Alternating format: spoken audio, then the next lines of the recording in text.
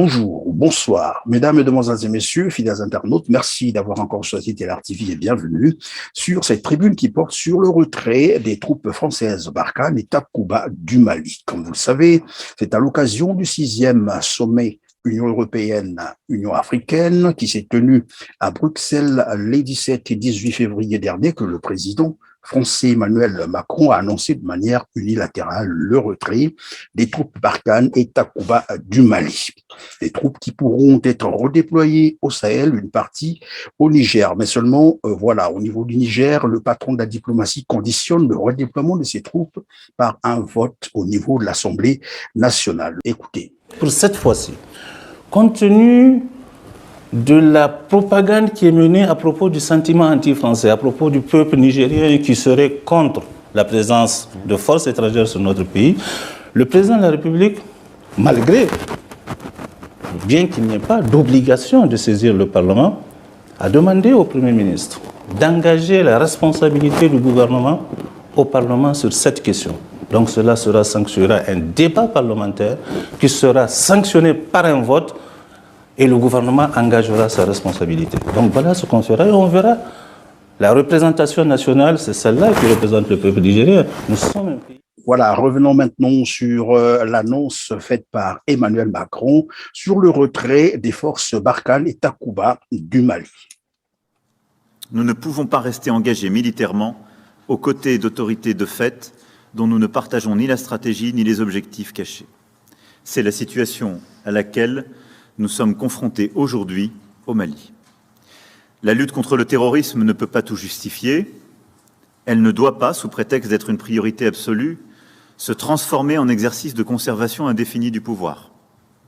Elle ne peut pas non plus justifier une escalade de la violence par le recours à des mercenaires dont les exactions sont documentées en République centrafricaine et dont l'exercice de la force n'est encadré par aucune règle ni par aucune convention. Dans ces conditions, la France et ses partenaires engagés dans des missions de lutte contre le terrorisme, à savoir les États participants à la Task Force Takuba, ont pris la décision de retirer leur présence militaire au Mali. Ce retrait se traduira par la fermeture des emprises de Gossi, de Ménaka et de Gao. Il sera effectué de manière ordonnée avec les forces armées maliennes et avec la mission des Nations Unies au Mali. Le décor étant planté, on en parle donc aujourd'hui sur ce plateau avec mes invités, notamment M. Diogène Asseni-Enda, président de la Ligue panafricaine Umoja Congo. Bonjour Diogène et bienvenue sur ce plateau. Bonjour Christian, merci de m'avoir invité. Merci. Il y a également M. Guy Mafimba Motoki, opposant politique congolais, représentant du FOCAD en France. Bonjour Guy et bienvenue. Bonjour et merci pour votre invitation, M. Christian Perrin. Merci de cette invitation. Et je voulais préciser le représentant de la fédération FOCAD IDC composante J3M. Merci. Voilà. Merci beaucoup. Alors, il y a également le professeur Félix Bakunda-Pelé, politologue, juriste et constitutionnaliste. En tout cas, merci d'avoir encore accepté notre invitation, monsieur Félix Bakunda-Pelé, et soyez le bienvenu. Merci. Alors, mesdames, mesdemoiselles et messieurs, si vous nous rejoignez pour la première fois sur Télar TV, moi, c'est Christian Perrin. Messieurs les invités, nous venons tous de suivre les 2 extraits de vidéo. La toute première, c'est l'interview accordée par le patron de la diplomatie nigérienne qui conditionne le redéploiement des forces françaises au Niger par un vote à l'Assemblée nationale. Et le second, juste en rappel, c'est l'annonce faite par Emmanuel Macron sur le retrait des troupes Barkhane et Takuba du Mali. Dans un premier temps, je souhaiterais que vous puissiez nous dire d'abord ce que vous pensez du sommet Union européenne, Union africaine. La parole à qui voudra la saisir, le premier. Écoutez, moi je prends la parole pour tout simplement dire que ce fameux sommet Union européenne, Union africaine est selon moi un agenda du président Emmanuel Macron pour 2 raisons. Je pense que M. Macron a le souci, premier objectif, de vouloir, comme ça, essayer de mettre un écran de fumée sur la crise malienne, le retrait piteux de l'armée. Ce n'est pas mon expression, c'est l'expression de Jean-Luc Mélenchon. Pourquoi je le dis? Donc, c'est pour des raisons d'abord internes, pour des questions internes. Il est presque en campagne et il a du mal à accepter quasiment de rentrer en campagne avec un échec de la diplomatie française. Je m'explique. Souvenez-vous que M. Macron a fait convoquer entre-temps à Montpellier les diasporas, on va dire, africaines, la société civile africaine plutôt, pour parler des questions, des relations entre la France et l'Afrique francophone en particulier. Mais le diagnostic qui a été fait lors de ce sommet, c'était quoi? C'était de dire les Africains, enfin les sociétés civiles, avaient fait un diagnostic assez croustillant sur ces relations. Ils avaient estimé qu'ils avaient des problèmes de légitimité et de légalité des chefs d'État, des problèmes de corruption, et ils exigeaient quasiment le respect et la dignité des peuples africains par rapport à la France. Ça, c'est le premier objectif. Donc, pour moi, ce sommet-là, Macron a voulu arrimer l'Union européenne pour essayer de mettre un écran de fumée. Et deuxième objectif, c'est de répondre de manière maladroite encore sur la crise de la France-Afrique, sur les problèmes de la France-Afrique, qui se posent à la France-Afrique. Paris perd plié en Afrique francophone, et il s'arrime à l'Union européenne. Quelques pays, hein, tous ne sont pas tombés dans le piège, pour essayer de contrer la puissance chinoise, les pays émergents. Parce que la réponse, c'est quoi? La Chine amène je ne sais pas combien de milliards, nous emmenons autant de milliards. Mais ce n'est pas cela qui a été dit à Montpellier. Donc, pour moi, ce sommet, c'est un écran de fumée pour des raisons électoralistes franco-français, tout simplement parce qu'il y a aussi, il faut le dire, l'électorat franco-africain qui pèse lors du scrutin présidentiel en France. Et souvenez-vous, je termine là-dessus, lorsqu'il y a eu les premières élections, en 2017 en tout cas, 90% de l'électorat franco-africain a voté pour Macron. Pour les raisons, nous y reviendrons, que nous pensons qu'il a trahi ses promesses. Professeur Félix Bakouda appelé le sommet Union européenne, Union africaine. Pourtant, Denis Sassou Nguesso était là-bas, le Tchadien Mahamat Idriss Déby également, mais il n'y a pas eu le Burkina et le Mali. Merci. Bon, il est évident que la France, comme vient de le dire, donc effectivement, mon cher ami, la France essaie de se corriger, mais sans y parvenir. Mais pourquoi? Quand on voit justement ce qui avait été dit au sommet de Montpellier, bon, tout le monde se rappelle de la phrase, de l'expression marquante, effectivement, de la jeune Burkinabé, qui avait dit que la marmite est sale. La marmite est sale, elle avait expliqué elle-même en disant qu'il y a des dictateurs qui trônent encore, disons, dans nos États, et c'est le rôle de la France, c'est l'action de la France, et nous n'en voulons plus. Parce que, j'ajoute pour son expression, on ne peut pas manger dans cette marmite-là. Et effectivement, sur la base de cela, quand on lit, disons, ce qui vient de se passer effectivement à ce sommet, et disons, il y a de quoi quand même se dire qu'effectivement, la leçon n'est pas bien passée. Parce que, quand on retrouve ces gens, au-delà même de la question d'argent, effectivement, comme on le dit, qui est un aspect important, mais pas suffisant, il y a la question de la dignité de l'Afrique et des Africains. Il y a la question, tout simplement, disons, de la souveraineté. Bon, même si, malheureusement, dans nos États, en Afrique, c'est encore vu maladroitement sous l'angle la souveraineté des États au lieu de celle de la souveraineté de l'Afrique. Bon, il y a un souci, c'est-à-dire que ce n'est pas satisfait. Bon, mais je relativiserai, disons, l'argument, disons, de Guy sur la question, disons, électorale. Je persiste à penser que sur cette question, tout dépendra de celui qui va se retrouver en face de Macron. Parce que, je ne cesse de dire, quand on va voter, c'est en même temps pour choisir, mais c'est également pour éliminer. Et on a quand même l'impression, quand on voit la marche que doit suivre effectivement, disons, la présidentielle, que les Africains risquent de se retrouver, quand je parle d'Africains, c'est la diaspora africaine, risque de se retrouver dans une situation où effectivement cette diaspora va se dire entre deux mots, il vaut mieux toujours choisir le moindre mal. Et que c'est sous cet angle qu'effectivement il faut relativiser ce que vient de dire Guy, mais pour le reste, on s'accorde. Hein. La France n'a pas encore, les autorités françaises n'ont pas encore suffisamment tiré les leçons des revendications exprimées par les Africains à travers les réseaux sociaux, mais également à travers ce qui a été dit à Montpellier. Monsieur Diogène Sinienda, vous avez eu également l'impression, comme le disait quelqu'un, un observateur, que finalement le sommet Union européenne, Union africaine a quelque part ressemblé à un procès contre le Mali.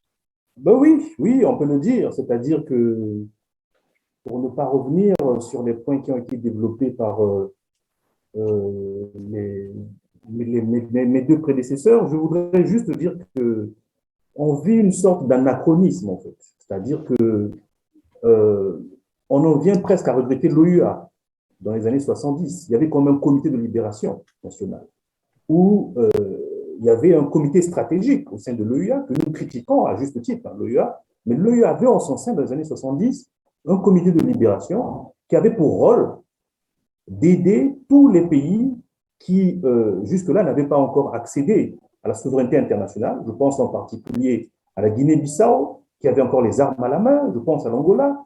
Je pense aussi au Mozambique. Et voilà un continent où il y a un pays qui est maltraité, il faut bien le dire, par la France, qui a été comme retoqué au niveau du Conseil de sécurité par la Chine et la Russie.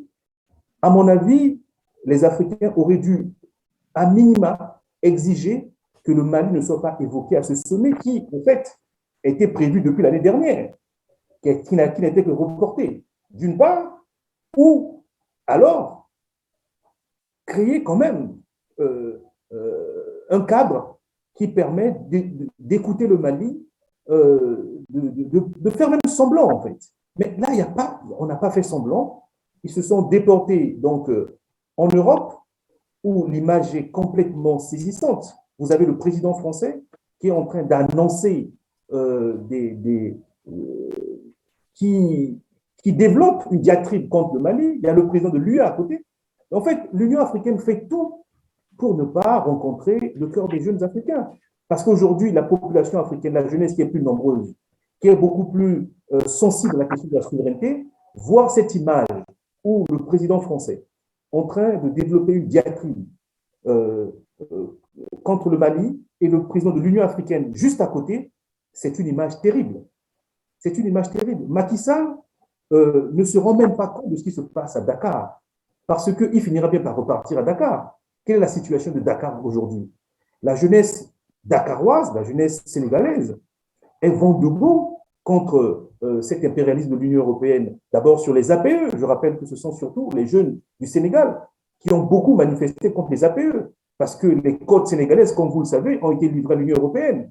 Les pêcheurs sénégalais ne peuvent plus exercer leur métier comme par le passé, sur la base des accords des APE. Et donc, c'est quand même une image déplorable. On vit une sorte d'anachronisme des dirigeants africains. Bon, ça n'étonne rien, hein, ça n'étonne personne de toute façon. Alors, professeur Félix Makounapel, est-ce qu'on peut parler d'un détournement de chapitre? Finalement, Macron s'est servi de ce sommet pour essayer de se montrer en campagne électorale, c'est cela. Parce que son discours, comme disait un spécialiste, finalement, c'est un discours où il s'est adressé aux Français et non aux Européens et non aux Africains. Il est certain que Macron et ses conseillers ont compris que l'image de la France seule reflète auprès de la nouvelle génération des Africains l'idée du néocolonialisme, comme aime bien le souligner effectivement mon cher Diogène, et qu'il valait mieux édulcorer effectivement cette image, cette représentation par la présence de l'Europe. Même si effectivement il y a une part d'objectivité en ce que ce soit l'Europe qui soit impliquée et non seulement la France pour des raisons économiques, effectivement, parce que la France veut sauvegarder son précaré, comme on aime le dire, mais aujourd'hui, il y a d'autres États européens également qui veulent également tirer leur part de ce marché, notamment l'Allemagne, hein, pourquoi pas l'Italie. Bon, donc, il y a bel et bien, disons, une part de détournement, mais certains diront tout simplement l'adaptation pour effectivement effacer cette image, mais je persiste pour dire qu'il y a un peu de maladresse. Je pense que le sentiment, disons, je dirais, peut-être pas de rejet, même s'il y a un peu de rejet, mais le sentiment, disons, de renouvellement, le sentiment de nouvel apport qu'expriment effectivement les Africains de façon générale, même des Africains qui ne maîtrisent pas totalement la donne, sur le mouvement pour dire qu'il est temps que ça change. Donc, je pense que parce qu'il y a la sous-estimation, je dis bien la sous-estimation de l'ampleur de ce mouvement-là, pousse, disons, Macron à ne pas, je vais dire, disons, tirer toutes les leçons. Je ne cessais de dire, la dernière fois on a abordé la question, je ne cessais de dire, la France a besoin d'aller un peu plus, peut-être même à faire, disons, un peu des gestes, disons, spectaculaires, à faire son mea culpa, à se dire que, ben oui, je vous ai compris, mais essayons de faire une petite adaptation. Nous avons vu ce qu'a été le mouvement des Gilets jaunes, fin 2019. Macron, ben, de par sa jeunesse peut-être aussi, mais de façon naturelle, a sous-estimé le mouvement. Et il a fait le bras de fer, et puis au bout d'un moment, quand il s'est rendu compte que, ben oui, il n'avait pas véritablement tenu compte, disons, du mouvement, ben il a fait son mea culpa il y a 2-3 mois là. Il a fait effectivement, disons, une interview mea culpa, on lui a posé la question de savoir, est-ce que si c'était à refaire, vous le referez? Il a dit non, je reconnais mon erreur, que j'avais sous-estimé effectivement, disons, les revendications ou, disons, le sentiment français qui s'exprimait à ce moment-là et que si c'était à refaire, je ne le referais pas. Je pense que c'est la même chose qu'il devra bien être obligé de faire s'il veut effectivement, disons, faire gagner la France. S'il veut effectivement, disons, arrêter ce mouvement qui est en train de s'exprimer, disons, en Afrique, et que peut-être même nous-mêmes ne maîtrisons pas trop. Parce que je pense, bon, l'Afrique nous engage tous, mais parfois je me dis, il faut garder un peu, disons, la tête froide pour mieux comprendre tous les enjeux, pour ne pas, disons, basculer, disons, de l'engagement au militantisme, parce que le militantisme fait, je veux dire, bloque, je veux dire, disons, l'expression, parce que quand on est militant, c'est ça, c'est-à-dire qu'on a tendance à confondre la réalité avec ses souhaits. Quand on est engagé, on sait ce que l'on veut, mais on essaie de ne pas négliger, je veux dire, les autres aspects. Or, la grande majorité de nos compatriotes africains sont plutôt dans la démarche militante pour dire c'est ça ou rien. Alors, quand c'est comme ça, bon, comme on le dit chez nous, il faut mettre un peu d'eau dans son vin. Peut-être même dans son whisky. Un peu d'eau dans son vin, merci. Alors, Guy Motoki, puisque le président français Emmanuel Macron a annoncé finalement le retrait, je disais, de manière unilatérale d'ailleurs, les troupes françaises du Mali. Des troupes qui seront redéployées dans le Sahel, on a dit, et une partie devrait être déployée au Niger. Mais là-bas, comme on en a suivi d'ailleurs la première vidéo, le premier extrait, le patron de la diplomatie du Niger dit qu'il faudrait passer par l'Assemblée nationale. Est-ce que les troupes françaises seraient-elles devenues indésirables en Afrique ? Pourquoi cette hésitation ? Je réponds à votre question. Juste apporter 2 ou 3 éléments, je pense, sur le volet, le Mali a été comme sur le banc des accusés. Il y a des éléments qui ont attiré mon attention. Le tapis rouge déroulé à Mamat Déby, qui ne fait que conforter les frustrations et la colère des jeunesses africaines.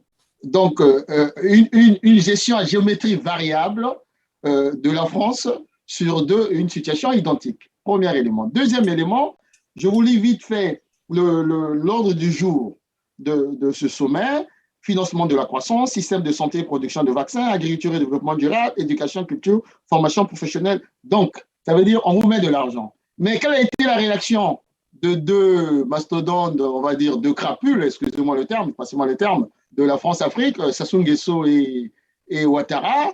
Sassou Nguesso, vous avez vu comme il parle de manière crash. Il a dit à la rigueur, c'est le même décor, mais on en a marre, à la rigueur, on ne nous donne pas assez. Bon, Ouattara qui s'est plaint parce qu'on a conditionné la vente, entre guillemets, l'importation de son cacao, arrêter enfin, les pays qui font les produits provenant de la déforestation vont avoir du mal à être. Donc, on voit bien que là, ils utilisent la carotte et le bâton.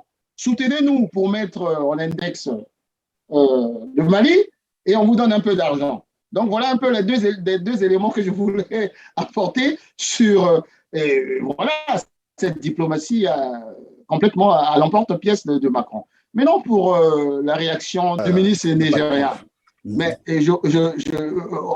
on ira un peu plus loin dans l'analyse, j'espère, tout à l'heure, mais de manière factuelle. Ce que un de nos frères, Jean-Claude Chikaya, appelait la géopolitique des peuples, c'est-à-dire les aspirations des peuples africains depuis les années 2015 quasiment, ce que j'appelle moi la fin du cycle des démocratures. Quelle est leur aspiration? Ils ont, à tort ou à raison, on veut plus des bases, on veut plus ceci, on veut plus cela. Donc, ces aspirations-là, il y aura un effet dominant parce que si les troupes françaises quittent le Mali de manière aussi piteuse pour les raisons que nous connaissons, pourquoi voulez-vous que les populations du Niger puissent accepter ces troupes alors que c'est pour les mêmes raisons qu'on les a fait partir presque, sinon plus, du Mali. Et ils anticipent en fait le fameux ministre nigérien. Ils savent que l'effet domino n'est plus du tout exclu. On y reviendra certainement parce que les causes de ces coups d'État à répétition, c'est pas seulement, c'est pas en claquant les doigts. Il y a eu des effets conjugués, des facteurs qui se sont conjugués pour qu'on arrive à ces coups d'État. Et donc, je pense que le fameux Nigérien, ils n'ont pas tout simplement le courage de dire à Paris, écoutez, pour l'instant, gardez vos troupes là-bas.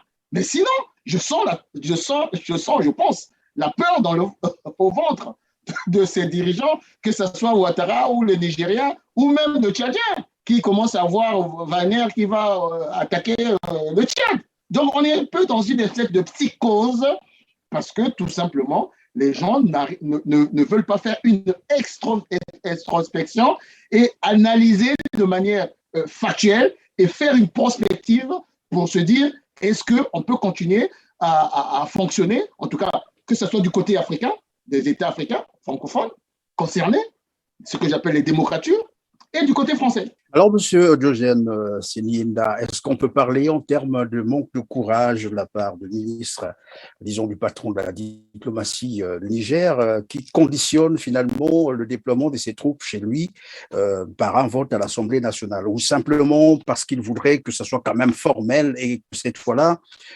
que son Parlement dise quand même un mot?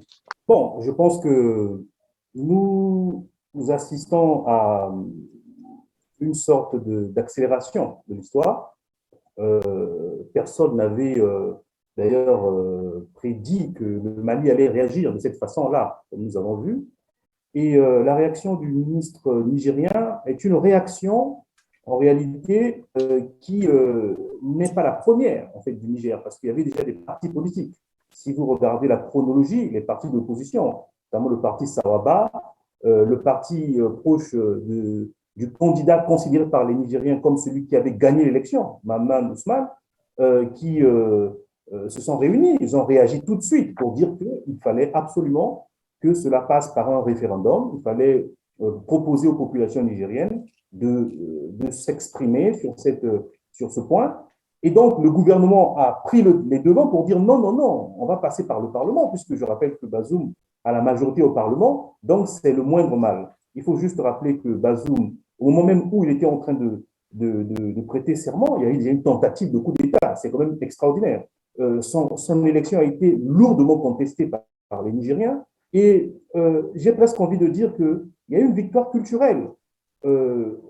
En fin des années 70, après les événements du Tchad, je rappelle que le président Maloum, c'est celui, quand Tombolbaï est parti, le président Maloum a déjà fait partir les troupes françaises du Tchad. C'est Valéry Giscard d'Estaing qui a repensé la stratégie pour des interventions rapides en développant les bases militaires en Afrique. Et donc, les bases militaires qui ont été installées donc à Boar, à Bangui, pour rapidement intervenir au Tchad, à Boar en Centrafrique, et puis une autre base à Bangui, dans la capitale, Port-au-Boué en Côte d'Ivoire, Djibouti, etc. Ça n'a jamais donné lieu de quelque discussion que ce soit dans les classes politiques africaines. C'est une première. C'est pour cela qu'il y a des indices pour dire que ce qui se passe aujourd'hui, ce sont des événements historiques. C'est-à-dire que la France est sommée de s'expliquer. Les gouvernements africains sont obligés. Ce n'est pas la volonté du gouvernement nigérien qui veut vraiment le faire. le gouvernement nigérien est sommé par sa société civile et par la classe politique nigérienne qui demande au gouvernement nigérien de poser la question à sa population. Est-ce que vous êtes d'accord pour qu'une nouvelle base française, un redéploiement se fasse au Niger? D'autant plus que depuis quelques années, si vous regardez bien l'actualité du Niger, la plupart des jeunes qui manifestent, les associations, etc., contre les bases militaires. Le convoi qui a été français, les troupes françaises qui a été empêché au Burkina Faso, a été aussi empêché au Niger. Nous sommes au mois de novembre, là, novembre-décembre 2021. Donc, on fait comme si on ne savait pas. Il me semble que cela traduit du côté français une sorte de désespérance, parce que c'est comme si la France, habituée à se mouvoir sur le continent africain, notamment dans sa sphère d'influence, sans explication, de façon totalement opaque, se retrouve face au Mali sans savoir comment se retourner et se redéploie sur le Niger. Sachant bien que le Niger est un terrain sensible, ils le savent. On ne peut pas dire que la France ne le sait pas. Il y a eu des manifestations encore très, très récemment où les Nigériens se sont opposés comme les Burkinabés au déplacement des troupes françaises. Donc, il y a une espèce de désespérance de la part de la France qu'il faut noter, parce que la France a bien l'habitude de nous faire des leçons. Nous ne savons pas gouverner, nous sommes des incapables. Non, nous avons un pays, malgré toute sa puissance et son expertise, qui n'arrive pas à tirer les leçons d'une situation qui est devenue complètement évidente. Il faut que les troupes françaises ne se comportent plus sur le continent africain, ne se déploient plus comme avant. Alors, professeur Félix Bakounapele, qu'est-ce qui fait que la France n'arrive plus à interpréter, évidemment, ce genre d'événement, puisque au début, on a même dit que la France était quand même un pays bien structuré, qui avait les renseignements qui fonctionnaient très bien. Qu'est-ce qui fait qu'on n'arrive pas à prendre en considération tous ces événements qui, en fait, ont lieu au Niger, au Burkina? J'allais parler de ce sentiment anti-français qui est croissant désormais en Afrique pour vouloir insister à rester sur le terrain africain avec ses troupes.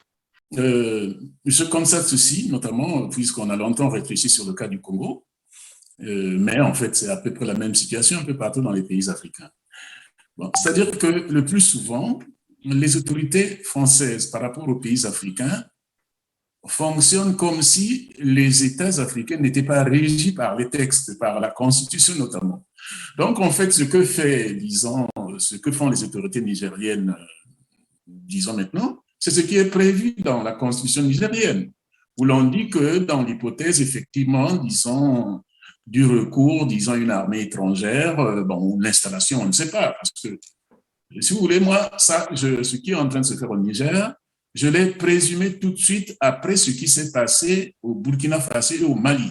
Nous avons tous suivi, pour ceux qui se rappellent, ça date de moins d'un mois, que, tout de suite, la ministre française des Armées est allée au Niger. Donc, c'était pour préparer le terrain, de telle sorte qu'effectivement, l'armée française, effectivement, ne sorte pas, disons, très diminuée. Bon, bref, soit à la recherche, effectivement, d'un toit. Bon, donc, on l'a fait un peu dans la précipitation pour, effectivement, sauver un peu la dignité pour dire, parce qu'ils tiennent à rester dans le Sahel. Et que, la position des autorités maliennes était claire et nette. Donc, ils ont trouvé qu'il fallait, cette fois-ci, qu'il fallait effectivement anticiper en allant, disons, au Niger, mais sans tenir compte de ce que disent les textes nigériens. Mais j'ai l'impression, parce qu'on l'a suivi pour le Burkina Faso, nous avons tous remarqué, on en parlait, que effectivement la situation du président du Niger, pardon, du Burkina qui était renversé, était délicate. Parce qu'il ne savait plus finalement sur quel pied danser. D'une part, un ultimatum qui ne disait pas son nom des autorités françaises pour dire, tu dois choisir ton camp, est-ce que tu es avec nous ou bien tu t'alignes sur la position malienne? Et d'autre part, effectivement, disons, le mouvement populaire qui savait, parce que dans tous nos pays francophones, le Burkina fait cas à part. Le Burkina, disons, la société civile est très développée et sait exprimer effectivement ce qu'elle veut. Et donc, voilà la situation dans laquelle s'est retrouvé effectivement le président burkinabé, et puis il n'a pas pu trancher parce qu'il savait qu'il était entre martyrs non plus. Donc, le Niger, le président du Niger, disons, Mohamed Bazoum, se retrouve aujourd'hui à peu près dans la même situation et sans vouloir trancher, parce qu'on vient de dire, au fond, dire qu'il faudra que l'Assemblée s'exprime. Bon, la plupart de nos pays ont je cite souvent l'expression, des chambres introuvables. C'est-à-dire qu'en réalité, ces députés gauliers et généralement le parti au pouvoir à la majorité. Donc, ça souffre pas d'équivoque. L'Assemblée, le Parlement nigérien va bien confirmer. Donc, c'est d'une part, c'est-à-dire par rapport à la délicatesse, par rapport à l'ambiguïté dans laquelle s'est retrouvé, disons, le président du Burkina renversé, le président Bazoum essaie effectivement de trouver une voie de sortie. Je suis sûr qu'il a répondu favorablement, disons, aux autorités françaises. Mais en même temps, il s'est dit, le mouvement qui est en train, disons, de s'exprimer aujourd'hui en Afrique, c'est un mouvement radical même, je dirais, qui n'accepte pas, disons, à peu près ce que l'opinion publique voit comme une forme, disons, de soumission à la France. Et comment s'en sortir? Voilà la voie qu'il a choisie en disant, oui, je satisfais effectivement, disons, la France, mais en même temps, je dis que je ne suis pas seul, la démocratie a fonctionné pour tenter d'anticiper. Bon, donc voilà à peu près comment moi je fais la lecture. Est-ce que ça ne sera pas là mettre la poudre au feu? Parce que de toute façon, comme Diogène venait d'expliquer, il y a déjà des mouvements au niveau du Niger depuis fort longtemps, ce sentiment anti-français, et que même si on peut, comme vous l'avez dit tout à l'heure, ce sont les parlements, en fait, des caisses de résonance, c'est un peu le formalisme, mais d'accord, une fois que ces troupes s'installeraient, par exemple, au Niger, est-ce que cela ne va pas, comme j'ai dit, mettre la poudre au feu, c'est-à-dire activer encore cette société civile très dynamique d'ailleurs, on le sait, et finalement arriver encore à des affrontements entre les sociétés civiles et le pouvoir en place? Je pense que et les autorités françaises et le président, disons, du Niger se retrouvent dans cette unité. Les autorités nigériennes elles-mêmes savent que disons le passage par l'expression des institutions, c'est-à-dire que ce soit le Parlement, le référendum, je ne pense pas qu'il puisse organiser un référendum sur ça parce qu'il sait qu'il le perdrait, parce que l'expression populaire sera uniquement, je veux dire, souveraine. L'expression populaire sera uniquement, je veux dire, disons, radicale, parce que le sentiment, on le répétera jamais assez, le sentiment qui est en train de s'exprimer aujourd'hui, ce n'est plus le sentiment des États, je vais dire, souverain d'Afrique, mais c'est un sentiment de souveraineté d'Afrique, c'est-à-dire, je ne sais pas si je réussis à me faire comprendre, ce n'est pas le sentiment qui est logé dans un seul État, mais un sentiment qui est continental. Voilà, donc c'est une forme d'expression de la souveraineté continentale. Ce qui veut dire que pratiquement tous les dirigeants africains aujourd'hui, tous les dirigeants africains, je ne suis pas sûr que nous-mêmes en Afrique centrale, nous puissions en faire l'économie, tous les dirigeants africains vont se retrouver dans la même délicatesse. Au niveau de l'opinion publique africaine, on a l'impression que s'exprimer en faveur de la position de la France, c'est à peu près, disons, se salir. C'est à peu près, disons, se compromettre. Et donc, moi, je ne serais pas surpris, comme vous venez de dire, effectivement, mais on a entendu déjà, quand effectivement le président du Burkina a été renversé, y compris en France et au niveau de l'opinion publique africaine, on a dit à qui le tour prochainement. Donc, le président Bazoum le sait. Ce qui veut dire que, effectivement, la question que vous soulevez, c'est une question pertinente. Tout dépendrait, effectivement, parce que, disons-le clairement, ne sous-estimons pas la France dans sa capacité, je vais dire, disons, d'analyse, même s'ils sont un peu aveuglés par, je vais dire, cette question d'intérêt, mais également cette question de dignité, parce que la question se pose également en termes de dignité. Nous l'avons vu, les éditoriaux français disent qu'il faut que la France sorte de cette affaire, disons, avec un minimum de dignité. Bon, donc, ils sont un peu aveuglés par ces deux aspects, intérêt et dignité, pour ne pas dire que, oui, la France a été chassée, mais je pense que ils savent eux-mêmes, c'est-à-dire des deux côtés, que ce soit Bazoum, que ce soit effectivement Macron, que c'est pas gagné d'avance. Ça, c'est clair et net. Est-ce que réellement la France est arrivée en Afrique pour évidemment repartir, ou bien c'est aussi un autre programme derrière? On a voulu bien sûr se servir du prétexte de la lutte contre le terrorisme pour probablement une invasion, comme qui dirait une installation des bases militaires, le contrôle militaire, j'allais dire une recolonisation militaire. Parce qu'on a entendu dire Emmanuel Macron qui, en fait, s'adressait à l'actuel président transition malienne, Assimi Goïta, disons que Assimi Goïta, en fait, se servait du prétexte de la lutte contre le terrorisme, c'est-à-dire la sécurité, pour vouloir rester longtemps au pouvoir. A contrario, moi, je me pose finalement la question de savoir est-ce que la France elle-même, d'abord, n'a pas voulu se servir évidemment de la lutte contre le terrorisme pour évidemment asseoir finalement sa puissance militaire en Afrique. Je réponds? Oui. Ben, mon cher Christian, je pense qu'on en parlait, ben, je vais vous citer cette phrase de Tahar Ben Jelloun, donc ce sociologue et écrivain d'origine marocaine qui disait que ben, l'histoire nous a appris à nous méfier, disons, de la générosité des puissants. Donc, on retrouve ça dans cette circonstance, c'est-à-dire que, naturellement, la question d'intérêt est là, ne fût-ce que parce que, au niveau des autorités françaises elles-mêmes, mais il faut bien qu'ils expliquent au niveau, surtout à moins de 2 mois, disons, des élections, il faut bien exprimer pourquoi la France doit continuer, disons, à donner autant de moyens en termes de milliards sur l'Afrique. Donc, honnêtement, ça ne peut pas être pour les beaux yeux de l'Afrique. C'est pas possible, parce que ça passerait pas. Et parce que l'on est à moins de 2 mois de la présidentielle française et que, ben, oui, Macron ou les autorités françaises ne peuvent pas se permettre de dire qu'ils investissent uniquement pour l'Afrique. Bon, donc, effectivement, disons, une forme, disons, de générosité qui risque de lui être nuisible. Et il faut évidemment que, ben, il fasse comprendre aux autorités françaises, mais également à l'opinion publique qui va s'exprimer dans moins de 2 mois que non, ce que je suis en train de faire là-bas, ce n'est pas uniquement pour l'Afrique, mais également pour nous. Parce que je rappelais que quand, disons, Hollande s'est engagé en janvier 2013, en Afrique, on martelait le discours sur la protection, disons, du Mali et de l'Afrique, et en France, on martelait au contraire le discours selon lequel c'est pour nous protéger nous-mêmes, parce que nous avons des intérêts.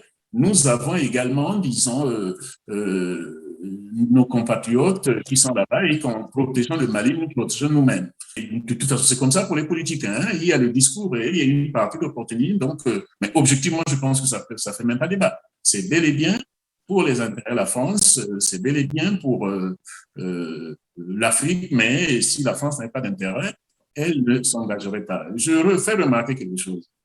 Bon, par exemple, même si aujourd'hui, le Rassemblement national s'est un peu adouci. En 2014, ce n'était pas encore le cas. Mais vous vous rappelez que quand il s'était agi d'engager la France au Mali, janvier 2014, même le Rassemblement national était pour. Le Rassemblement national était pour dire que, ben, effectivement, le discours, je vais dire, sur le discours martelé sur l'intérêt de la France était bel et bien compris par les Français, puisque tous les médias ont dit, pour une fois, même le Front National, le Rassemblement national, s'est accordé sur une action qui n'est pas en France, mais qui est à l'extérieur. C'est dire qu'effectivement, Macron, comme Hollande, disons en 2013, joue sur les 2 registres, le registre national et le registre, disons, africain. Finalement, l'annonce a été donnée, comme on l'a dit, hein, le retrait donc des troupes Barkhane et Takuba. Du berger à la bergère, les autorités maliennes ont réagi vivement par, bien entendu, le colonel Abdoulaye Maïga, qui a carrément fait une mise en demeure à la France, demandant donc à la France de retirer ses troupes sans délai. Le gouvernement de la République du Mali prend acte de la décision unilatérale du 17 février 2022 des autorités françaises de procéder au retrait des forces militaires de Barkhane et de Takuba en violation des accords liant la France et le Mali et impliquant d'autres partenaires. Cette décision fait suite aux annonces également unilatérales de la France le 3 juin 2021 de la suspension des opérations conjointes avec les forces maliennes et le 10 juin 2021 de la fin de l'opération Barkhane, sans préavis et sans consultation préalable des autorités maliennes. Ces décisions unilatérales constituent des violations flagrantes du cadre juridique liant la France et le Mali. Au regard de ces manquements répétés des accords de défense, le gouvernement invite les autorités françaises à retirer sans délai les forces Barkhane et Takuba du territoire national sous la supervision des autorités maliennes. Je répète, au regard de ces manquements répétés des accords de défense, le gouvernement invite les autorités françaises à retirer sans délai les forces Barkhane et Takuba du territoire national sous la supervision des autorités maliennes. Je répète une dernière fois. Au regard de ces manquements répétés des accords de défense, le gouvernement invite les autorités françaises à retirer sans délai les forces Barkhane et Takuba du territoire national sous la supervision des autorités maliennes. Le gouvernement exhorte nos vaillantes forces armées et de sécurité nationale à plus d'engagement, de vigilance et de détermination dans l'accomplissement de leur mission de défense de l'intégrité territoriale et de sécurisation des personnes et des biens. Attaché aux valeurs de dignité, le gouvernement reconnaît les sacrifices consentis et s'incline devant la mémoire des victimes de l'insécurité, civiles et militaires, maliennes et étrangères. Est-ce que c'est excessif ou il fallait bien cette réponse, Guy Motoki? Mais juste un élément pour contribuer à ce que disait tout à l'heure M. Bokuna au sujet de, on appelait ça peut-être la suffisance ou bien l'aveuglement de la France à vouloir absolument déployer ses troupes du côté du Niger. Les deux, je dirais. Je prends juste un exemple. Ce qui s'est passé à l'aéroport de Brazzaville, d'Oyo, lorsqu'on a vu M. Jean-Yves Olivier, l'ordre protocolaire, une mission officielle des 2 ou 3, 4 chefs d'État. Il est là, l'ordre protocolaire, il ne se gêne pas. On connaît le statut sulfureux de ce monsieur, marchand d'armes, lobbyiste et autres. Est-ce que vous imaginez si la France avait vraiment pris conscience du fait que ces images-là, tout à l'heure, M. Seni parlait d'une espèce de révolution culturelle. Moi, je parlais de révolution psychologique.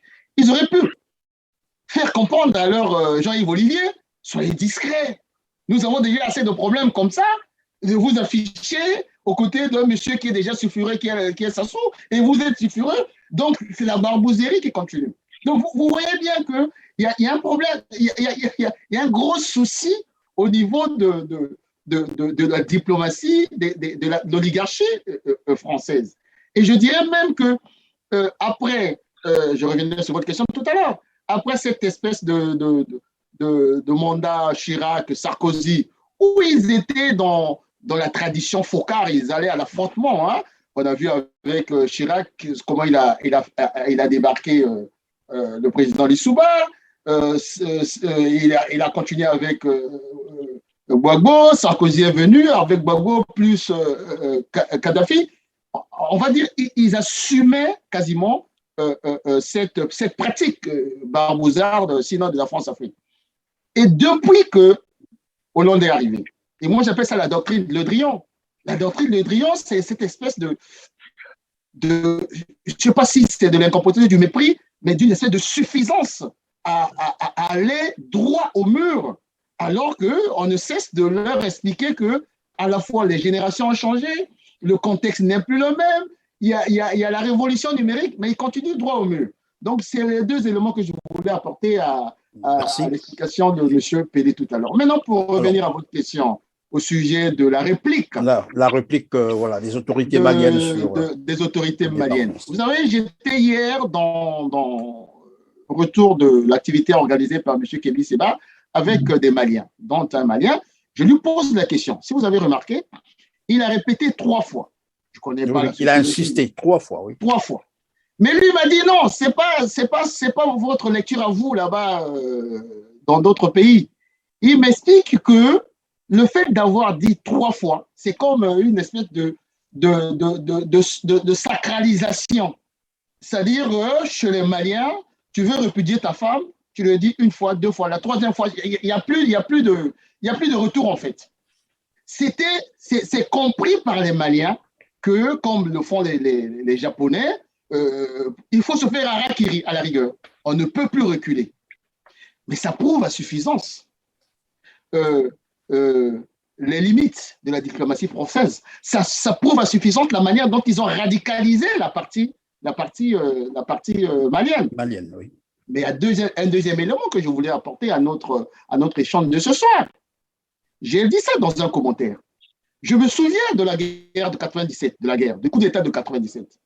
Lorsque la France vient à la demande du président Lissouba pour venir jouer à la, comment on appelait ça, à une force la médiation. De médiation et d'interposition entre les deux forces. Et on devait renforcer par d'autres forces pour qu'on fasse l'interposition, pour qu'on rentre dans les médiations. Qu'est-ce qui a demandé au niveau du Conseil de sécurité des Nations Unies que ce projet n'aille pas jusqu'au bout? C'est la France, à l'époque. Mais qu'est-ce qui s'est passé en réalité? Nous étions ici, moi j'étais ici. Mais avec les informations, j'ai été quand même 12 ans, 15 ans avec le général Yomi comme son conseiller. Qu'est-ce qui s'est passé? La France a utilisé les troupes à Brazzaville pour prendre le contrôle de l'aéroport. Et à travers le contrôle de l'aéroport qu'ils ont eu à prendre, c'est de dire nous allons évacuer nos ressortissants. Très bien. Mais qu'est-ce qu'ils ont fait? Ils ont permis aux troupes de Sassou Nguesso, les Cobras, de se rapprocher de l'aéroport. Et ils leur ont donné des renseignements sur le dispositif militaire des forces loyalistes. Et in fine, quand ils sont partis, mais il y a beaucoup de matériel militaire qui a été donné aux Cobras. Voilà la réalité de ce qui s'est passé. Et Goïta, il a été 11 ans au front avec les troupes françaises. Au poste spécial, en fait. Au poste spécial. Bon, ce monsieur, il sait pertinemment que lorsque les gens se donnent 6 mois pour partir, mais qu'est-ce qui peut se passer sur le plan militaire? Qu'est-ce qui peut se passer? Dans les 6 mois, oui. Ben voilà. Donc, ils ont eu affaire à un homme qui est non seulement, c'est un militaire bien formé et avec, je pense aussi, les renseignements donnés par les nouveaux partenaires et qui s'est permis de se dire, on ne peut pas leur donner 1 mois. Et donc, nous devons utiliser cette comment je peux appeler ça, cette bataille psychologique et culturelle que nous avons gagnée pour pousser le bouchon. C'est un rapport de force. Hein. Et je suis convaincu que M. Macron n'a pas envie d'avoir des militaires français qui tombent au moment où il est en train de s'engager à une élection présidentielle. Parce que les Français, ils ont la mémoire courte. Hein. C'est à cause de toi que nos militaires sont en train de tomber. Donc, ça devient là un véritable bras de fer à malin et demi. Donc, sur le plan politique et militaire, moi, je dis, c'est très bien joué du côté malien. Ah ben là, malin et demi, on l'a dit. Diogène, est-ce qu'on peut donc penser que finalement, et maintenant, la rupture est consommée entre le Mali et la France? Oui, on peut dire ça. C'est-à-dire que la rupture consommée, non, la diplomatie probablement va revenir. Ça, c'est très clair. Mais ça ne sera plus comme avant. Ça ne sera plus comme avant. Les Français ont une présence assez importante en Afrique francophone, mais ce qui se passe au Mali va constituer ce qu'on appelle des antécédents historiques. Plusieurs pays vont imiter le Mali. Il y a un élément très important, c'est-à-dire que dans le cadre du dispositif de l'impérialisme français, il y a l'armée française qui joue un rôle très important, il y a la monnaie, bien entendu, et puis il y a tout le dispositif commercial et économique. Les Français sont particulièrement informés de ce qui se passe en Afrique. Ils ont dans les missions diplomatiques, chaque mission diplomatique, les attachés militaires, ils ont Total, la société Total, qui à l'époque d'abord c'était ELF, qui a été, dont les premiers dirigeants ont tous été des agents de renseignement. Il faut bien se le rappeler, les premiers dirigeants de Total, nommés par De Gaulle, ont tous été d'abord des agents de renseignement. Et Total tient un renseignement parallèle pour le camp de l'État français, donc toute la zone de l'Afrique francophone. Et je ne pense même pas à Reva avec le Niger dans le cadre de l'uranium. Il y a toujours un doublement de renseignements dans le dispositif de l'impérialisme français. Donc les Français sont particulièrement au courant. Alors, est-ce que c'est de l'inaptitude? Non. Les Français jouent avec les moyens qu'ils ont. C'est-à-dire que pour eux, face à la Chine, face à la Russie, ils pensent, ils ont toujours pensé qu'ils avaient un plus par rapport aux autres parce qu'ils ont non seulement le dispositif militaire, ils ont la monnaie et ils ont tout le système commercial et économique qui va derrière. Donc, il me semble que déjà, le message de Pau, je ne pense pas que le président Macron le pensait. C'était un chantage. On n'est pas habitué dans la sphère française, dans la sphère d'influence française, que les chefs d'État prennent au mot le chef d'État français. Non. Quand il a menacé de quitter le Mali, quand il a demandé à ce que les chefs d'État de l'espace sahélien viennent exprimer de façon claire leurs demandes pour que la France examine, c'était une grave erreur. Il s'est comporté exactement comme ses prédécesseurs, parce que personne ne pouvait ne pouvait répondre de façon claire. C'était une façon de les menacer.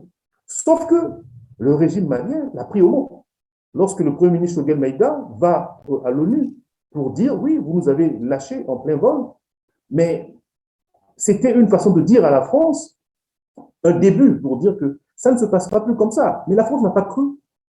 Je rappelle simplement que le président français a été obligé d'interrompre les travaux qui se passaient dans lesquels il participait du sommet UA-UE pour venir répondre aux Maliens. Ce n'était même pas prévu sur le plan protocolaire. Il fallait absolument faire une réponse pour ne pas laisser le vide. Donc, ça prouve à suffisance que le comportement des Maliens est en train de poser des problèmes à la France parce que la France ne s'attendait pas à ce que les Maliens réagissent de cette façon-là, d'une part. D'autre part, il y a les armées africaines. Nous n'avons plus les mêmes armées. Nous n'avons plus les mêmes armées. Aujourd'hui, nous découvrons les Goïtas, mais toute la société africaine est en train d'évoluer, en train de changer. Les premières générations, ce sont des militaires qui ont été d'abord des militaires qui ont fait leur premier état de service dans les armées coloniales. C'est pour cela que les premiers coups d'État des années 60, il fallait toujours avoir l'accord de la France. Rappelez-vous, le colonel Jean-Bidel Bokassa, qui respectait plus De Gaulle que son propre pays. Quand De Gaulle meurt, il vient aux obsèques de De Gaulle, il pleure, j'ai perdu mon papa. Oui. Il faut juste se souvenir que le papa de Bokassa est tué par les troupes coloniales, enfin, en tout cas par les miliciens de la colonisation. Donc, il y avait une sorte de complexe de la part des premières générations. Et il y a eu une deuxième génération qui est arrivée avec Sankara, qu'on a très, très vite étouffée parce que cette deuxième génération a commencé à se décoloniser.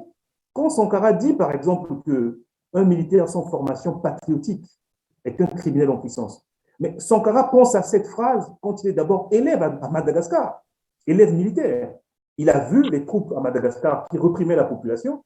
Sankara écrit ça sur un papier pour dire que je ne veux pas devenir comme ça parce qu'un militaire sans formation patriotique est un criminel en puissance. Et quand il devient chef d'État, donc il y a tout. En fait, quand on a étouffé la montée de Sankara, on a mis sous éteignoir une nouvelle génération de militaires qui est en train d'arriver. Vous voyez aujourd'hui les profils comme les généraux Mokoko et autres et tout. C'est cette génération qui est arrivée par la suite.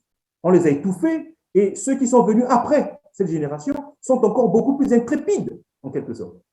Et nous les découvrons aujourd'hui. Et l'Afrique de l'Ouest est en train de nous montrer cette situation que nous n'avons pas vu venir. Parce qu'effectivement, on a vu la société civile, etc., etc. Mais l'armée africaine, ce n'est plus la même armée des années 80 ou des années 70. C'est la même armée qui aujourd'hui utilise Internet.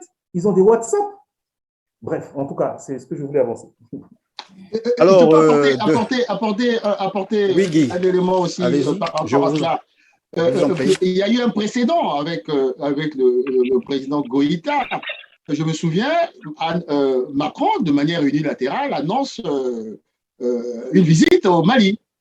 Et quasiment, il impose un agenda.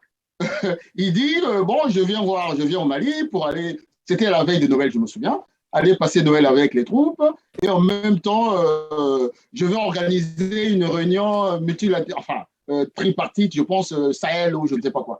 Et le président Goïta, il dit non, pas question. C'est moi qui impose l'agenda. Tu viens, oui, pour tes troupes, mais en même temps, je veux comment dirais-je, un voyage bilatéral. Voilà, je ne veux pas de trucs. Et Macron surpris de constater que Goïta a dit, dans ce cas, tu restes. Mais ça a été déjà, c'est là où je dis, ils sont aveuglés, les Français. Et ce qu'a dit M. Séni tout à l'heure sur les fameux, les officiers, entre guillemets, la nouvelle génération des officiers, en fait. Ouais. Bon, j'ai eu aussi de manière factuelle une indiscrétion du président Yombi à l'époque, quand il est Premier ministre du président Lissouba. Il dit, lorsqu'il a conduit la délégation à Dakar, c'était lorsqu'il y a eu la dévaluation. C'est lui qui avait conduit la délégation congolaise. Il dit, mon fils, je me réveille un matin, je suis à l'hôtel, on vient me dire, mais écoutez, il y a... Et la France, on avait envoyé, comment il s'appelle encore, le ministre de la coopération à l'époque, celui qui est à Bolloré, là. Pardon? Michel Roussin. Roussin, exactement. C'est Roussin qui était le patron qui devait recevoir les chefs d'État, s'il vous plaît. Et je me souviens, le président Yombi, père son âme, il dit, mon fils, on vient me réveiller. On me dit, non, il y a une réunion dans une salle. Je dis, bon, je me mets j'y vais. Il dit, je vois des chefs d'État alignés en train d'attendre pour être reçus par M. Roussin, ministre de la Coopération. Il dit, là, c'est mon réflexe d'avoir été un Saint-Cyrien et il n'a pas eu les grades que moi j'ai eu. J'ai dit, je vais moi m'aligner pour aller être reçu par... il dit, je suis reparti dans ma chambre. Vous voyez, à peu près, comme le disait Séni, il y a eu une évolution des officiers.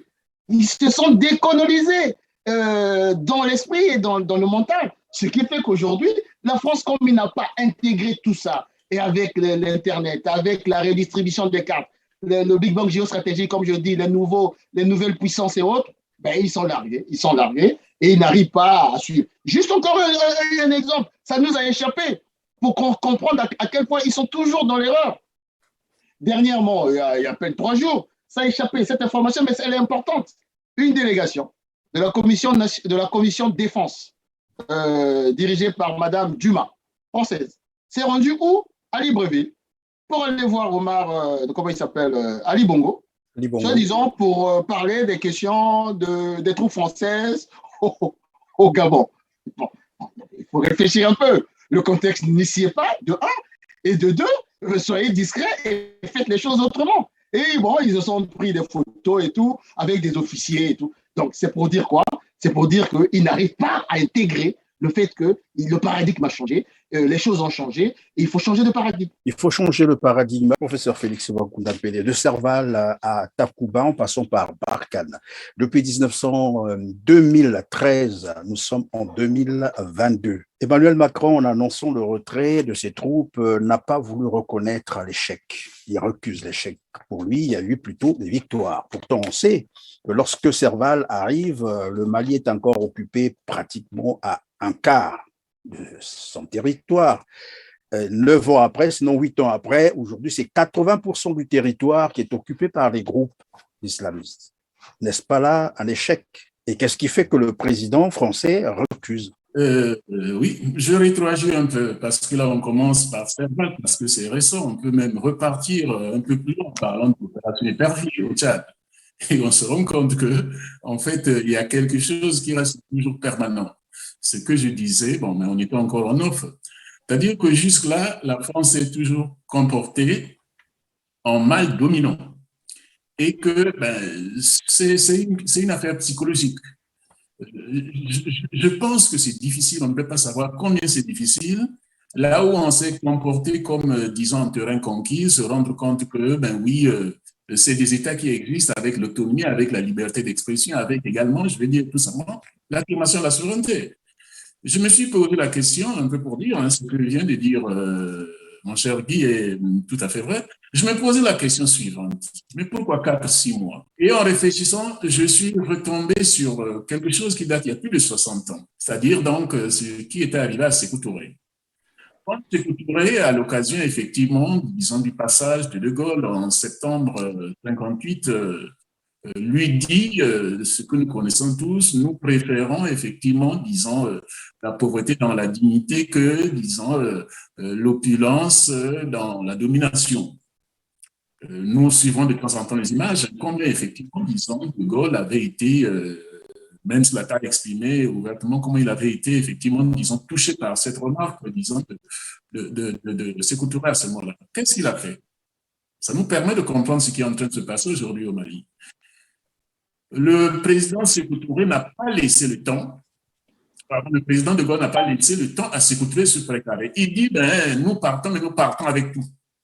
Donc, du jour au lendemain, effectivement, le pouvoir guinéen s'est retrouvé, disons, totalement démuni. Parce que, en général, quand vous accordez, c'est pas, disons, de manière automatique. Donc, on trouve un peu ce qui s'est passé en 58 avec Sékou Touré, avec le Mali, c'est-à-dire une façon de dire, en fait, disons en résumé, c'est une forme de chantage. C'est-à-dire que nous allons voir comment vous allez tenir. Et donc, je veux dire, la mesure brutale, la mesure absolue, disons, de l'autorité française de dire, écoutez, nous partons et voilà, comme ça, sans condition, sans étudier. Répond à cela. C'est une façon de dire, vous n'allez pas tenir. Et les 4-6 mois répondent, disons, à une certaine philosophie. C'est ce qui consiste à dire, nous avons pris des mesures, nous avons étudié la situation et nous allons voir comment vous allez tenir 4-6 mois. Ce qui veut dire qu'il peut se passer beaucoup de choses. Et tout dépendant, parce que c'est vrai qu'on remarque quand même, par rapport à peu près à ce qui s'est passé au Congo, que les autorités, disons, militaires maliennes sont un peu plus averties. Sont un peu plus avertis, sont un peu plus prompts, sont un peu plus expérimentés, mais ce n'est pas un hasard aussi. C'est-à-dire tout ce que l'on a vécu dans nos différents pays africains servent de leçon aux autorités actuelles. Donc, ils tirent les leçons de cela. Donc, je pense que, mais je pense aussi que les autorités maliennes l'ont déjà compris, je pense que les 4-6 mois, c'est un défi qui ne dit pas son nom, qui est lancé aux autorités maliennes pour dire on va voir. Et en même temps, je vais dire, disons, la façon dont, disons, la France se redéploie, on était en Afrique de l'Ouest, qui vient de rappeler que le mouvement va également s'élargir en Afrique. Ce qui veut dire qu'ils ont bien compris ce qui va se passer dans les mois à venir. Donc, c'est un défi qui est lancé, c'est un chantage qu'ils ont fait donc effectivement aux autorités maliennes, à l'image de ce qui avait été fait aux autorités. C'est un message sur lequel nous ne partirons pas. Et de toute façon, si on y aboutit par l'analyse, ils ont déjà dit, nous resterons dans le Sahel. Je suis pas encore, disons, l'ancien président Hollande qui disait, nous allons y rester. Donc, c'est un défi qui est lancé. Et je rappelle quand même, Maurice Lebier, que les autorités maliennes ne peuvent tenir que si effectivement le mouvement est continental. Ils ont beau être préparés, ils ont beau être stratèges, les autorités maliennes, ne peuvent pas grand-chose, je le répète parce que je l'ai dit la dernière fois. Il faut, au niveau de l'opinion publique, ça ne souffre pas d'équivoque. Par contre, au niveau des autorités des différents pays africains, il y en a qui, je vais dire, disons, tiennent leur poste uniquement à partir du soutien de la France. Nous le savons, principalement en Afrique centrale. Aucun dirigeant africain ne peut, je vais dire, disons, soutenir ou adhérer au mouvement populaire africain, ou alors, disons, à l'initiative courageuse des dirigeants maliens. Donc là, effectivement, il y a un problème. Je répète donc, s'il n'y a pas, je veux dire, un mouvement général, au bout d'un certain mouvement général, c'est-à-dire continental, au bout d'un certain temps, les autorités maliennes ont toutes les chances d'être effacées, d'être écrasées, emportées par la force, je vais dire, disons, les rapports de force qui restent quand même en faveur, disons, de la France. Bon, maintenant, la question, faut-il parler en termes d'échec ou pas? Bon, nous suivons tous ce qu'ils disent. Ils disent que le but au départ, c'était d'éviter que le Mali ne tombe. Donc, de ce point de vue, ils disent qu'à partir du moment où ils ont empêché, disons, au groupe terroriste de s'emparer, disons, du Mali, le but est atteint. Que c'est plutôt, disons, l'autre aspect qui n'a pas tenu, qui relevait plutôt des autorités maliennes, c'est-à-dire que, en même temps qu'ils empêchaient effectivement le mouvement djihadiste, disons, de conquérir le Mali, ils devraient également former, disons, des militaires maliens de telle sorte qu'à terme, ils prennent le relais et qu'ils considèrent qu'ils ont fait leur part, mais que les autorités maliennes, elles, on ne peut pas effectivement imputer à Gauta, mais disons plutôt à Ibeka que les autorités maliennes, elles, n'ont pas été au rendez-vous et que de ce point de vue, ils considèrent que c'est mission accomplie de leur côté et que le reste, ils étaient un peu en train, disons, de laisser un peu de temps, effectivement, aux autorités maliennes, disons, de prendre. Mais non, ça, c'est leur argument. Qu'est-ce que je peux dire de mon côté? Moi, je pense très sincèrement que sur ce point, je veux dire, les autorités françaises trichent. Si elles-mêmes, je dis si les armées sont restées, ce qui veut dire qu'ils savaient que, effectivement, notre pôle d'islamisme n'était pas réussi. C'est-à-dire que, puisque les deux étaient liés, d'une part, arrêter l'invasion, disons la conquête de l'État malien par les mouvements djihadistes, et d'autre part, assurer le relais. Mais s'ils y sont restés, ce qui veut dire que c'était pas, effectivement, disons, la mission n'avait pas été accomplie. Voilà. Sauf si, bon, même si on ne peut pas le dire aussi, sauf si en Anguille sous roche. Anguille sous roche, c'est-à-dire que le mouvement de protection du Mali n'allait pas avec d'autres, je veux dire, disons, d'autres objectifs. Le temps qui nous a été imparti touche pratiquement à sa fin. Nous avons une dernière, sinon deux dernières questions à vous poser. C'est notamment la réaction de l'élite politique française face à cette dégradation des relations entre le Mali et la France. Et on met en relief 8 soldats français qui sont tombés au Mali pour sécuriser le Mali. Et c'est devenu comme la surenchère. C'est tout le monde qui en parle. Mais la question, c'est aussi de savoir, est-ce que ces soldats ne sont pas tombés à cause d'un côté de l'abus dans l'application des accords de défense qu'ils avaient avec le Mali? Parce que dernièrement, nous entendions dire le Premier ministre malien que finalement, les accords qui les liaient n'étaient pas et ne permettaient pas à la France de déployer ses troupes au sol. C'était pour les renseignements et autres. Et la France, finalement, est venue avec ses troupes au sol, et voilà. Est-ce qu'il n'y a pas une part de responsabilité du côté de la France? Bon, mais je pense qu'il y a, je ne sais pas si c'est une naïveté. Si vous faites un tour en arrière, les Français, en tout cas, l'usage que l'on fait de l'armée française, lorsque les Africains, en tout cas les chefs d'État africains, font appel à l'aide française, ne se passe jamais comme c'est formulé au départ. J'en veux pour preuve, en 2002-2003 en Côte d'Ivoire, Laurent Gbagbo dit qu'il n'était pas d'accord avec les accords. Mais se trouvant dans cette situation et qu'il y a des accords, il fait appel à l'armée française. Alors, qu'est-ce qui se passe? Qu'est-ce qui se passe en Côte d'Ivoire? Ils détournent leur mission. Ils détournent leur mission. Ils ont un accord avec un État légitime et légal et ils s'octroient le rôle d'intermédiaire.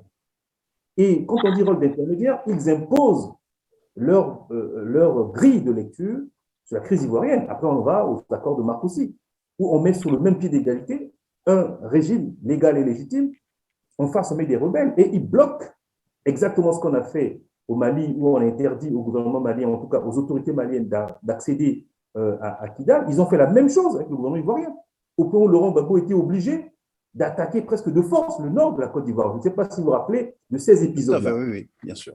C'est une habitude française. Le document qui est sorti, finalement, l'ancien Premier ministre qui, à l'époque de Diakounda Traoré, a été étonné lui-même de voir que les Français ont fait des opérations au sol. Alors que, très clairement, on leur avait demandé du soutien au renseignement et l'appui aérien. Voilà. En faisant les opérations au sol, mais vous allez vous installer, bien sûr. Donc, ils se sont installés et ils ont imposé leur propre grille de lecture, alors que vous êtes venus aider les Maliens pour résoudre un problème bien précis. Bon, ça rappelle un peu l'époque de la décolonisation. Vous avez un discours de l'élite française qui considérait que la décolonisation, en tout cas la colonisation, était une mission civilisatrice. Il y avait des aspects positifs de la colonisation. Parce que tout le débat qu'on a eu sous Sarkozy avait déjà eu lieu dans les années 60. Quand De Gaulle a commencé à proposer le vote oui ou non à la communauté, etc. Ce débat existait déjà, il suffit de lire les annales. Donc, quand vous avez deux discours qui s'opposent comme ça, alors qu'il y a encore 9 ans, le Mali et la France avaient un même discours. Ils disent que pour eux, de un, les Maliens ont supplié les Français de venir pour les aider. De deux, la junte fait venir Wagner pour se protéger. Pour protéger le pouvoir. En fait, Wagner va faire un travail d'armée prétorienne, en quelque sorte. Bon, ça, c'est le discours français. Et nous, Français, nous n'avons pas le droit de travailler dans ces conditions-là. Mais c'est qui Bob Dena? C'est qui le capitaine Barry? C'est qui le colonel Mention? La Légion française, oui. Etc. Le colonel Mention, c'était un officier français qui signait les passeports en Centrafrique, sous Colimba. Les Français ont fait, l'armée française a été une armée d'occupation de tout temps, avec des barbouzes autour. Ils sont maîtres en la matière. D'ailleurs, la façon dont la France retrouve Wagner, il faut d'ailleurs se poser la question si eux-mêmes ne sont pas conscients de ce que ça veut dire, de ce qu'ils ont fait eux-mêmes d'utilisation des... Mais puisque Wagner a été en Libye, Wagner a été en Irak, en Syrie, l'armée française était là-bas. Absolument. L'armée française connaît très bien Wagner, oui. Voilà, on a l'autre lecture des Maliens qui disent que nous avons fait venir un partenaire qui a développé sa propre stratégie sur notre territoire et qui veut nous imposer sa stratégie. Et c'est vrai, on l'a vu en Côte d'Ivoire, on l'a vu dans plusieurs théâtres d'opération. La France ne se comporte pas, quand elle arrive, quand on l'appelle, en vrai partenaire. Elle se comporte finalement en décisionnaire. Et c'est une attitude qui a des relents assez lointains quand elle arrive sur un territoire. Et de toute façon, les militaires vous le diront, quand vous avez une armée étrangère sur votre sol, quand elle est plus équipée que votre propre armée, c'est une armée d'occupation. Ça n'a pas d'autre nom. Ça n'a pas d'autre nom. Elle va vous imposer sa façon de faire, elle va vous imposer l'ordre dans lequel vous allez marcher, etc. Donc, oui, je pense que tel que l'élite française réagit, elle a toujours réagi comme ça, quelques exceptions près. Aujourd'hui, en plus, avec la montée du nationalisme en France, l'élite française réagit à la queue leu, comme on dit. Donc, les Maliens ont leur propre lecture, et donc les Maliens imposent cette lecture pour qu'on arrive à quelque chose de relativement équilibré. Sinon, les Maliens seront... Oui, mais comment on peut interpréter, évidemment, cette manière d'agiter, disons, les morts, créer un peu du sensationnel? Oui, Christian, oui, Christian. Nous sommes là dans ce qu'on appelle enfin, ce sont les vainqueurs qui écrivent l'histoire, l'affaire de Tiaroy, puisque vous rappelez bien que les tirailleurs africains qui sont repartis au Sénégal en 1944, qui sont venus aider la France, ont été massacrés, puisque en 1944, la colonisation bat son plein, encore à Dakar, ils ont été massacrés à Dakar par les troupes coloniales pour avoir demandé simplement leurs indemnités, leur pécule, leur dû, en quelque sorte. Ils ont été massacrés à Dakar même. Mais ça dénote de quoi? C'est qu'il y a un déni d'histoire du côté de la France pour expliquer aux Français aujourd'hui que si les ordres hitlériennes n'avaient pas trouvé de réponse à la fois venant du continent africain derrière De Gaulle, évidemment, et les Américains, aujourd'hui, on parlerait peut-être allemand à Paris. On parlerait peut-être allemand à Paris. Donc, je pense que ce mensonge, ce déni d'histoire, sert bien les affaires de la France pour détourner ce discours en disant que nous faisons de l'aide, nous allons aider, donc nous ne faisons pas de l'exploitation. Mais quand même, lorsqu'on regarde la situation concrètement, ça fait 60 ans, la France a eu le monopole. Les Russes étaient en Afrique, mais les Russes n'étaient pas majoritaires. La France a eu le monopole pour contrôler nos armées, pour organiser nos armées. On ne parle même plus des coopérants techniques. Hein. Dans toute la hiérarchie militaire de tous les pays de la zone franc, il y avait des officiers français. C'est même eux qui désignaient les officiers les Africains qui devaient être promus dans les écoles militaires françaises pour bénéficier d'une formation supérieure et devenir officiers. Ils ont organisé les armées africaines. Quand on dit que ces États ont failli, mais ils n'ont pas failli tout seuls. Ils ont failli avec la collaboration de la France. L'armée africaine a été bridée. Dans les années 70-80, la plupart des officiers africains étaient liés à des réseaux, des parrains, Saint-Cyr, etc., etc. Quand vous n'étiez pas dans les rangs, votre carrière était, entre guillemets, foutue. Donc, vous ne pouvez pas aujourd'hui parler de la faillite des États africains sans parler de la France. Il n'est pas question de mettre sur le dos de la France tout, mais faisons le bilan de façon honnête. Les Africains ont leurs responsabilités. Nous, qui sommes des opposants, y compris sur le continent, nous disons, nous avons des élites qui collaborent, des élites qui ont vendu le continent. Nous le disons, on n'a pas peur de le dire. Mais on ne peut pas passer sous les témoins la responsabilité de la France sur la monnaie, sur la dette. Je rappelle l'affaire du franc CFA dont on parle tout à l'heure. La dette africaine, Aujourd'hui, la jeunesse africaine, notamment congolaise, puisqu'on parle du Congo, n'a plus ces possibilités d'aller en Europe tout de suite pour aller faire des études supérieures comme les aînés en bénéficient. Pourquoi? Parce qu'entre les années 80 et les années 90, lorsque la crise d'endettement est arrivée, ben, nous avons sacrifié des pans entiers de nos budgets pour financer la dette. Mais en 94, la dévaluation a remis la dette à zéro. C'est-à-dire que tout ce que nous avons payé, parce qu'on a dévalué à Paris, parce que Paris a décidé de dévaluer, notre dette a été remise carrément à zéro puisqu'elle est payée en devises étrangères. Mais c'est un scandale. Donc, on voit bien que la France a une part de responsabilité. Les Africains ont leur part de responsabilité. Nous ne devons pas baisser les yeux là-dessus. C'est la dernière question. On va clôturer donc, qui s'adresse au professeur Félix Makounda-Pellé et à Guy Mafima Botoki.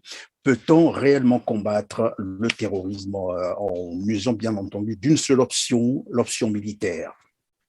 Non, mais la réponse est non. La réponse est non, d'autant plus que le terrorisme, en tout cas en Afrique, dans le Sahel, les causes sont multiples. Les causes sont multiples.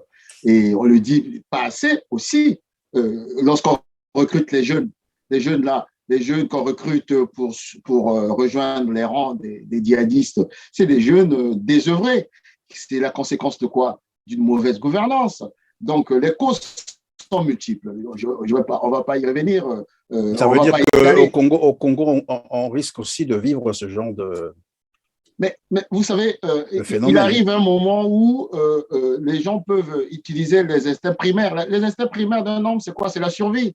Si il estime que la cause de ton malheur, c'est M. Perrin, et qu'on lui met dans la tête tout ce qu'il peut avoir comme doctrine ou fondement, il suit.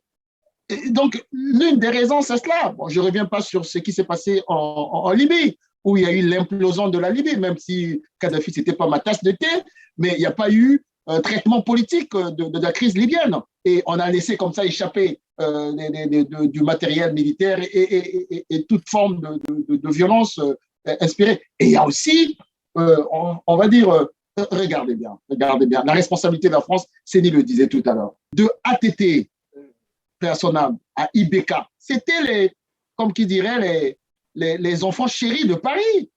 On nous les présentait en exemple, les exemples de l'alternance démocratique. Mais que ce soit IBK, ATT encore dans une moindre proportion, surtout IBK, quelle est la différence entre IBK et Sassou Nguesso? C'est une kleptolande, une kleptocratie, une démocrature. On truque des élections, on met en place un régime fondé sur le népotisme, sur la corruption et autres, et des élites françaises. Parce que lorsqu'on n'en parle pas assez, et c'est ça qui est assez choquant, quel est dans l'élite française le dirigeant qui a osé stigmatiser le conflit d'intérêts où M. Le Drian va pistonner son fils pour avoir un marché des passeports? Qui le dit? Est-ce que ça a été dit dans les grands médias? Personne ne le dit. C'est là où ça devient à la fois, autant il y a une responsabilité des élites africaines, parce que tout simplement ces élites-là ont la caution de Paris, donc c'est de la responsabilité de Paris, parce qu'ils imposent ces élites-là. Et comme Paris n'a pas compris que nous sommes à la fin d'un cycle, on en a parlé là, la fin d'un cycle, ce que moi j'ai toujours appelé la fin des démocratures. C'est ce que j'ai appelé le Big Bang géostratégique, l'émergence des nouvelles puissances émergentes. Et quand Paris n'a pas compris cela, et aujourd'hui, il tombe sur ces phénomènes où la géopolitique des peuples, les aspirations des peuples font en sorte que, écoutez, Paris et vos dirigeants et vos champions que vous voulez nous imposer, il faut partir. Donc, il est plus que temps que cette élite française prenne conscience. Et je suis au regret de constater, je termine là-dessus, que la seule analyse que j'ai trouvée pertinente, pourtant Charles Millon, c'est aussi entre guillemets une crapule, c'est Charles Millon qui a traité Le Drian de médiocre et le président Macron d'adolescent, et surtout, il a indexé aussi la responsabilité de Paris d'avoir imposé des gens comme IBK, dans le cas du Mali, et ATT, qui ont passé leur temps, au lieu de régler les problèmes, par exemple, il y avait des problèmes d'autonomie dans la zone nord, qui n'ont pas eu à le faire. C'est le seul dirigeant. Tout le reste, à la queue leu, comme a dit M. Séni, cocorico, mais c'est ce que moi j'appelle une posture aussi racialiste. Racialiste. Parce qu'on nous prend vraiment pour des moins que rien. On ne peut pas avoir de l'intellect pour réfléchir sur les problèmes qui se posent dans nos pays respectifs. Professeur Félix Bakoudapele, c'est la conclusion, mais la question est de savoir, est-ce que la France n'a pas, je ne sais pas si elle a fait exprès, pourquoi s'est-elle finalement concentrée sur un seul axe, celui bien entendu de la force militaire, alors qu'à côté, il y a aussi la politique, il y a le social et comme on l'a dit, la malgouvernance. Quels sont les leviers sur lesquels on peut finalement s'appuyer pour régler ce problème, pour éradiquer le terrorisme au Sahel? Oui, c'est une question importante et je suis content qu'on termine par elle parce que elle est également liée à la question dernière abordée lors de notre dernière interview sur la résurgence des désordres en Afrique. Et donc, ça me donne l'occasion, effectivement, et de conclure et de répondre à la question à laquelle vient de répondre Guy, mais également de proposer, disons, ce qui, à mon avis, est une des grandes solutions, déjà proposée par les premiers dirigeants qui étaient de grande envergure de l'OUA à ce moment-là, c'est-à-dire donc de Nkodjo, que de voir dans quelle mesure, juste là, à peu près, on n'a pas posé les bonnes bases. Remarquons que le terrorisme existe partout, mais disons, il perdure là où les États sont fragiles. Et quand vous prenez effectivement le cas du Mali, ben, tout le monde aujourd'hui, même je pense les Français, je vais dire, qui sont un peu neutres, qui regardent de manière objective, va se dire 9 ans, c'est beaucoup. Ils soulèvent beaucoup la question de l'argent pour dire, ben oui, 9 ans.